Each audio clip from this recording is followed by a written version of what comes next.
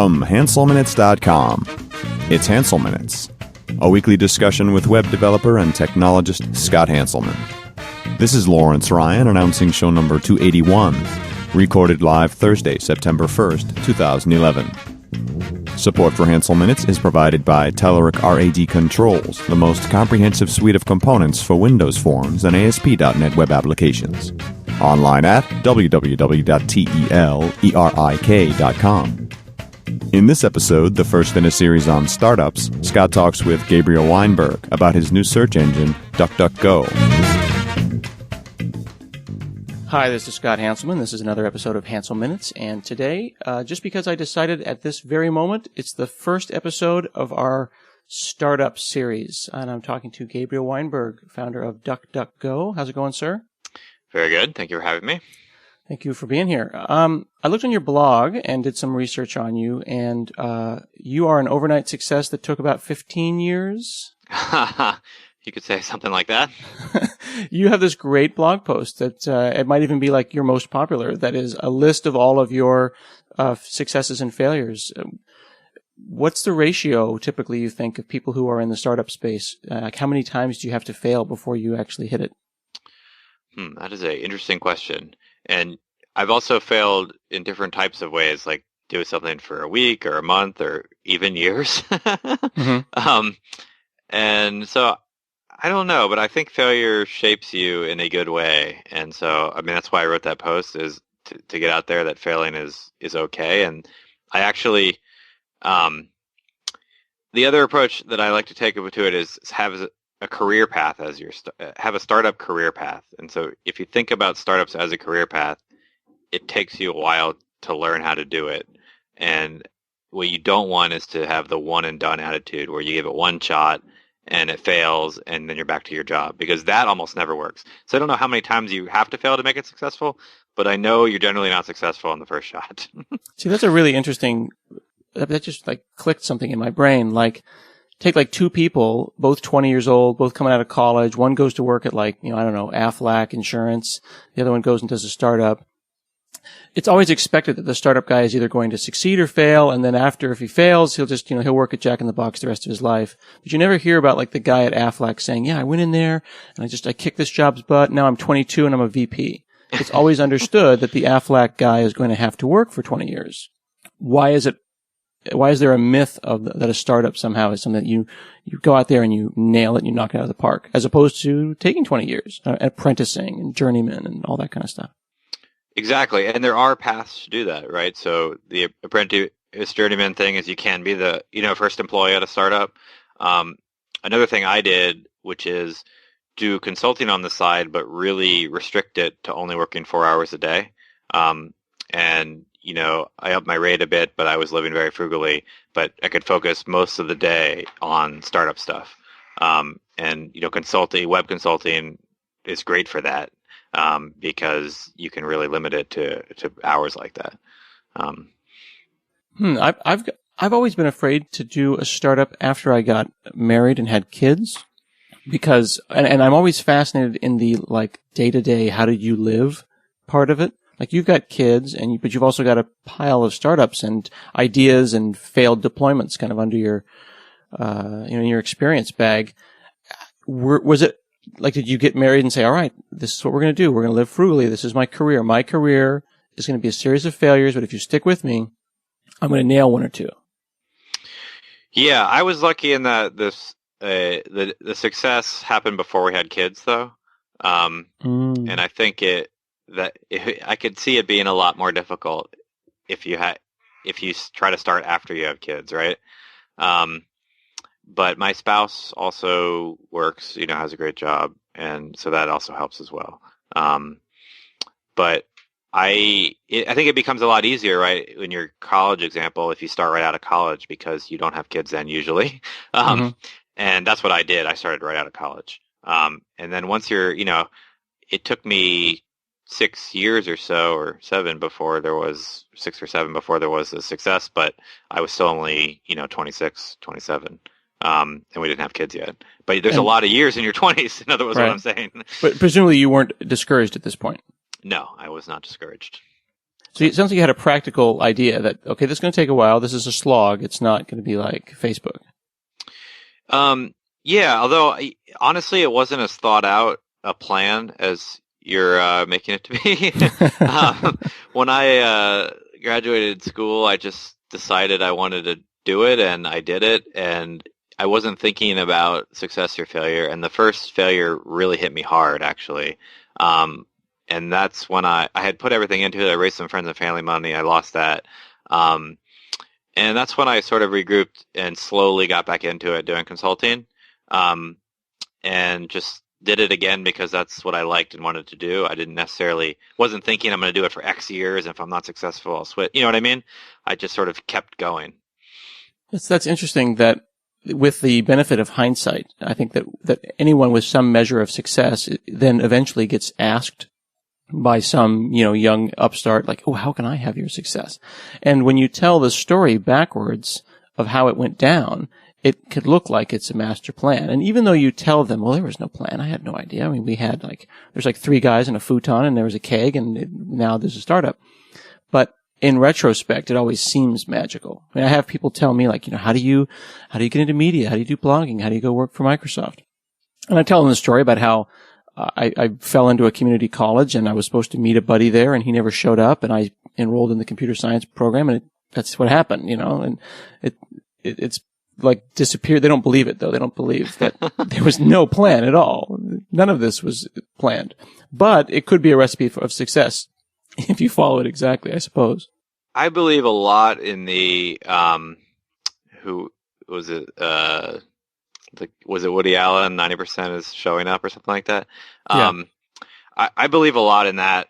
And with startups in particular, there's a lot involved in timing. And so if you're around for a while doing something, often your time comes if you're not, 15 years early. Mm-hmm. And so, I sort of believe in general in life, if you're super persistent and you just work at it, and the same thing is true with blogging, as I've learned in the last couple of years, eventually it generally works out. I listened to this really great interview with Mark Maron, who's a comedian who started a podcast, and his time has never come, and that's kind of like the angsty thing about his podcast. It's basically him interviewing his famous friends, and he's the one guy who just it never happened for. And he interviewed Paul Reiser, the American comedian and sitcom star, and Paul Reiser was talking about how one day he was I think he was 19 or 20, and he went up to Peter Falk, who played Columbo, and he said, "Hey, I really want to write a script. You wrote this great script. How do you write a script?" And Peter Falk said, "Well, you put some paper in a typewriter and you type fade in, and you keep typing." And he was like, "Wow!" And he never absorbed it quite like that. But so many people who fail just simply don't finish. So it was interesting when I looked at your list, you were pretty hard on yourself. You were basically saying, here was a great project, here was a great project, this didn't work out, that didn't work out. But I'm reading into it a little bit, but it seemed like the ones that you regretted were the ones that you never even deployed. Like they exist and only on your hard drive.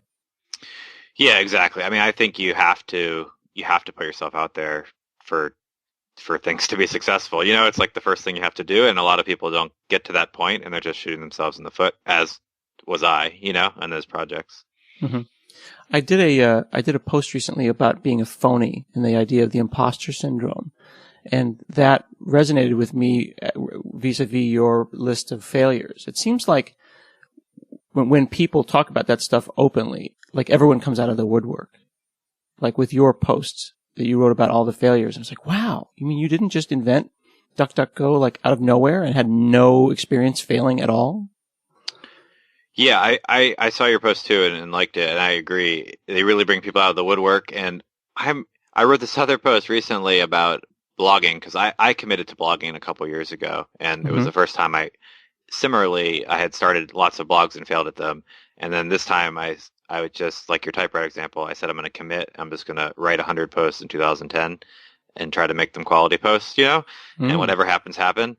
And, worked well. And in 2011, I've slowed down the pace, but done longer things. But it was basically just writing, spending the time to write stuff down. But with this commitment post about blogging, I was thinking in retrospect, it's like there's so little of these posts, and they're so impactful for people. Mm. I don't know why people don't more write about stuff in the trenches. People just want to write when they're successful and say, look here, I was successful. But they, even at those times, they don't like to write and reveal exactly why they think they were successful and all the numbers behind it.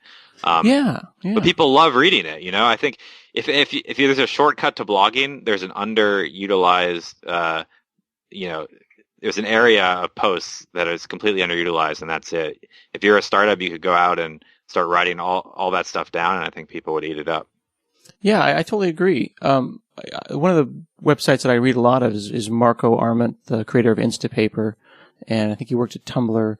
And what's great about his blog is he talks about like the actual stats, like, I'm thinking about removing support for this version of iOS, and here's how I am making my decision. It's like detailed statistical analysis about what I'm going to do before he does it. So rather than a post about, I did this and it worked out great and aren't I awesome?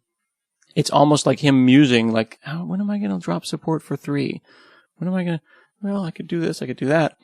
And that makes the success not seem like it is just simply, gratis and just happens for him. You can see that, there's work involved in doing this. And I'm surprised that so many people, not just in their startup work, but in any work at all, try to keep things a secret. Maybe they're afraid of being judged, or maybe they're concerned that we're going to look down on them, but say what you're working on and the decisions behind it and how it makes you feel. There's like less honesty in blogging now, And I think it is related to the fear of kind of rejection and criticism. And I think that's legitimate. Almost every post I write that gets submitted somewhere, you read the comments, a lot of them, people are critical in general on the web, but you have to get over that. It reminds me a lot about public speaking and the fear there, which is a valid fear, but I think everyone would be better off, especially in the startup world, because startups involve risk. If you got over those fears, it would help you. Yeah, absolutely. Let's shift gears a little bit and talk about DuckDuckGo, because I think there's a couple interesting things as I again read into patterns in your list of failed projects as you actually come up to one that's very successful, is that in each of your projects you say, well, this is essentially this, or this is essentially that. I wrote this and it was kind of like posturous. And I'm curious, are your projects that you compare to successful projects, the ones that you failed on, that you compare to successful ones, were they first or were they similar? Because DuckDuckGo is essentially Google, but then essentially not at all in ways that you'll tell us. But you've done several other projects that you compare to ones that we've heard of. All the other ones that I compared to were pretty much first, and I was too early. And part of the failure there was, like I was saying before, is just not staying around long enough, taking the site down when it wasn't successful, not, A/B testing enough. Some of those were too niche. But yeah, they were generally first, and DuckDuckGo was obviously, way late to the search engine market, but offering a different approach to it. And then my last company, the other one successful, was sort of in the middle. It was just sort of a weird company. It was closest thing you compare it to was Classmates.com, who bought it eventually. But when we started out, it didn't look like that at all. I mean, that's eventually where we ended up, but it was just sort of on its own. It's funny how those kind of things happen. So when did you have, when were you just sitting around and had the audacity to say, not so much with the Google, let's do our own thing? So one reason why there's so many lists of projects is, the second and third time I was really trying to start a company, I started a bunch of different projects and then worked on them all at the same time and let them flow, and then eventually, picked one. I mean, I was lucky enough that one sort of ended up being successful and I could focus on that. And so most of those just started out as side projects or just things I was interested in. And so the DuckDuckGo in particular started out this side project. It was two different side projects, actually. So at the end of 2007, I had taken the stained glass class, and I was unhappy with the Google links that it was returning when you typed in stained glass. They weren't very relevant, and they were very commercially oriented. And in particular, the person who run the class had given us a different set of links, and they were more in line with the links that on Wikipedia's external links and Delicious was giving at the time. Mm-hmm. And my thought was twofold. One, is there a way to get rid of all the SEO, park domain, useless domain crap out of Google? And two, is there a way to use, these other curated sites like Wikipedia and Delicious to make better results? And so my side project was mashing up Wikipedia and Delicious and just seeing what came up when you typed in results. And I did that over a weekend. And then the other side project was, if I start crawling the web, can I identify some of these spam sites? So I did those in parallel as just two projects. And then I liked the results on both. And I decided just to, put them together and try to come up with something to launch. And so that's how it was born. But I wasn't set out trying to make a general search engine.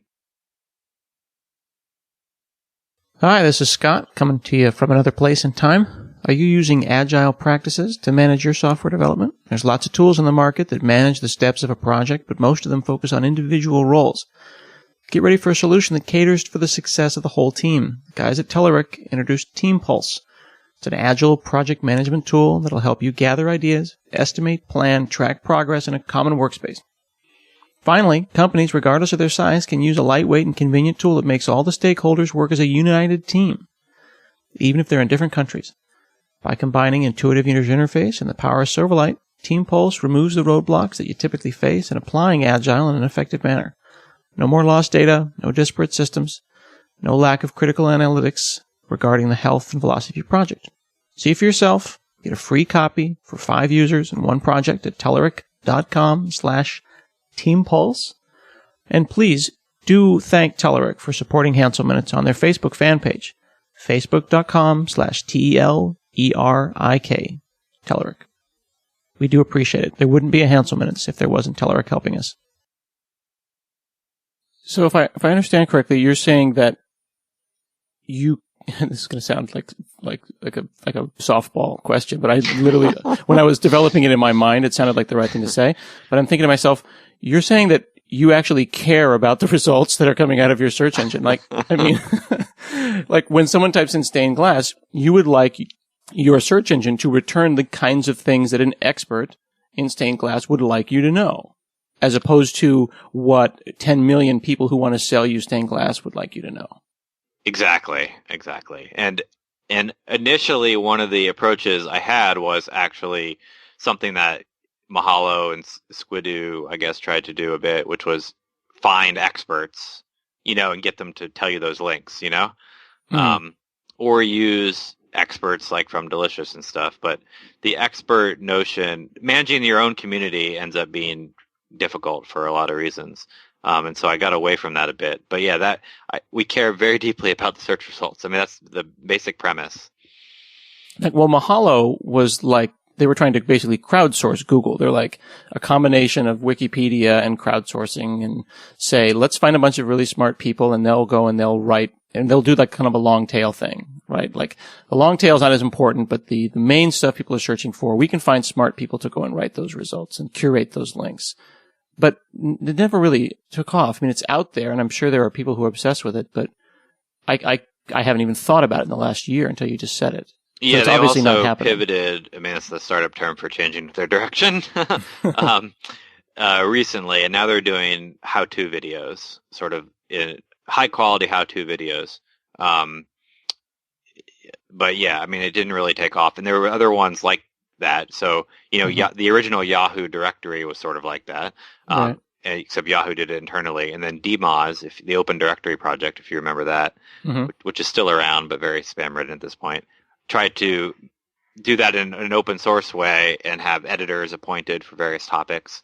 But both of those became very hard to manage and eventually were littered with, expired and irrelevant links that have changed hands. People weren't paying enough attention to it. So are your links curated? I mean, is there a human out there? So right now we're sort of a hybrid, and we do a couple things differently. So we are drawing on deep search results, generally from other search engines. So we have a bunch of indexes on top of them that remove spam and rearrange them and try to get more along the lines of what we're talking about. But then we have our own indexes that we often put on top of those results. And some of those are links, for like originally, like I said, from Wikipedia external links. That's one of the sources. And there's, about 50 others.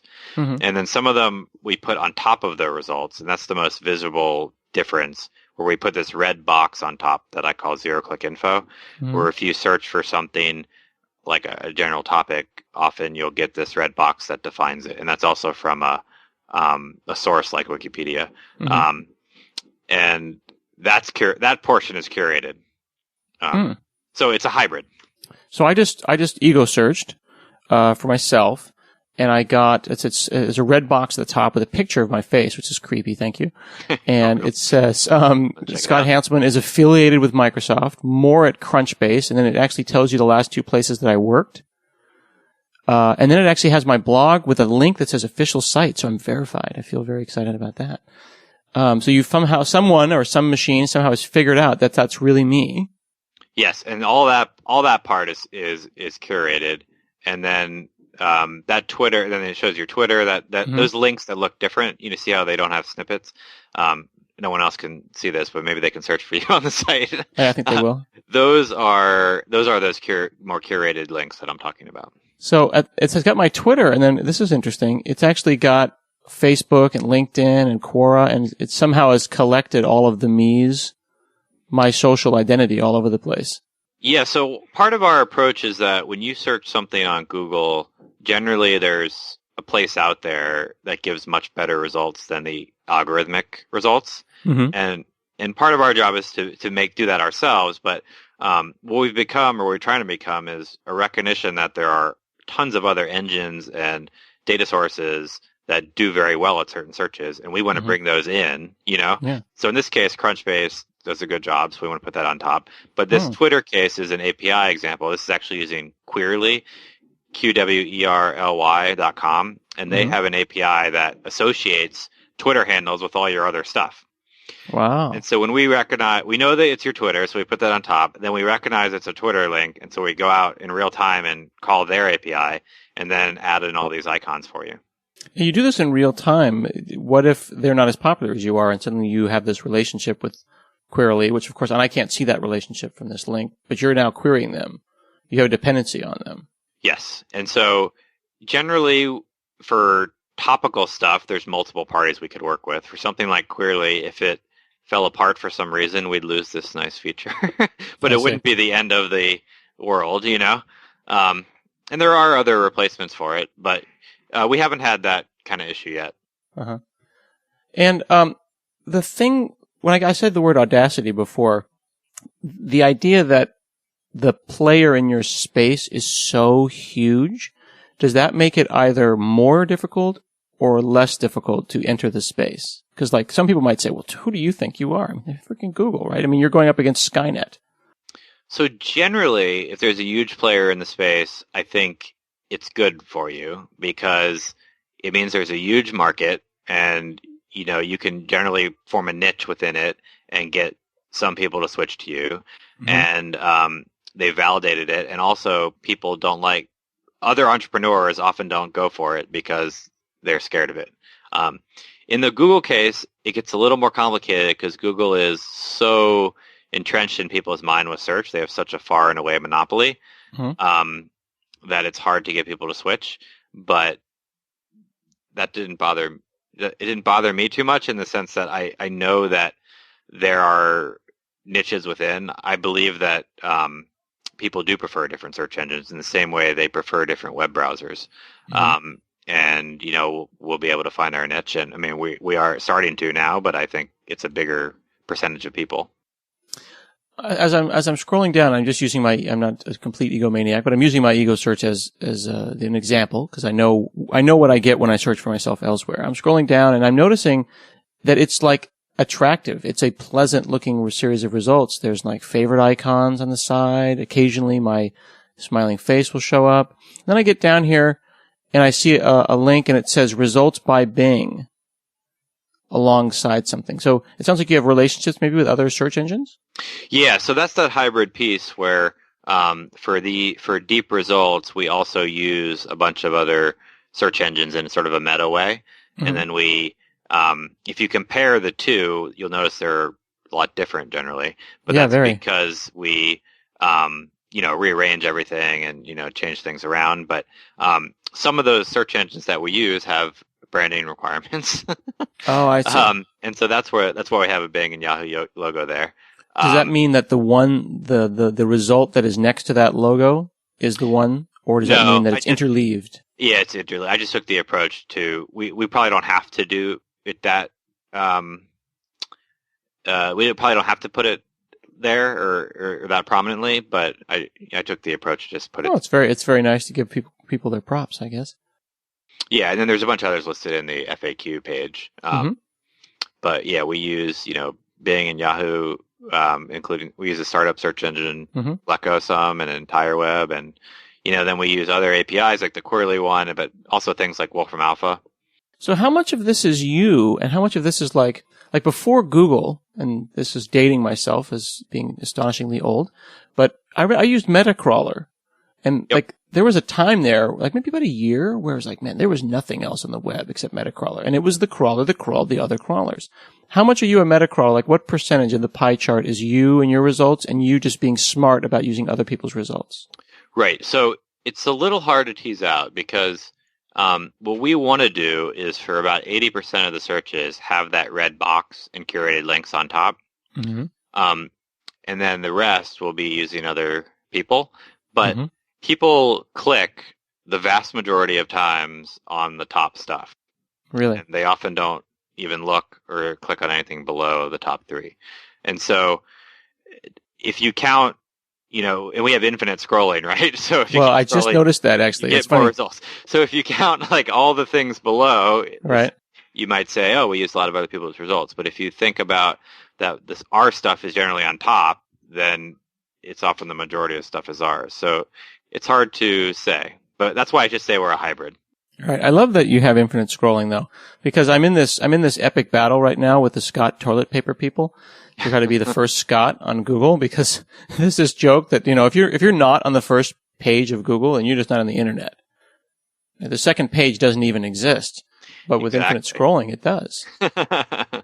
Yeah. I mean, unfortunately, it still doesn't exist much. Yeah. I hear you. If you don't mind my asking some technical questions, help me understand, like, what is this built in? I mean, the idea of indexing the web or indexing anything that big, it seems really overwhelming.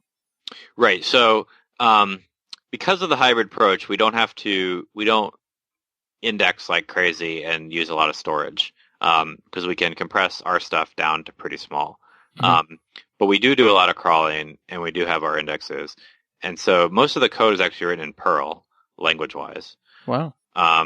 For database stuff, we use a bunch of different data stores depending on the source. So we have some in Solr, the Lucene-based search engine. We have some in Postgres, the database. And then we have some in some flat file formats. A lot in this sort of esoteric format called CDB. Which is a read-only database format that's optimized for speed. But those are the main stores, and then we use Nginx for the web server with Memcache, and we run everything on EC2 now.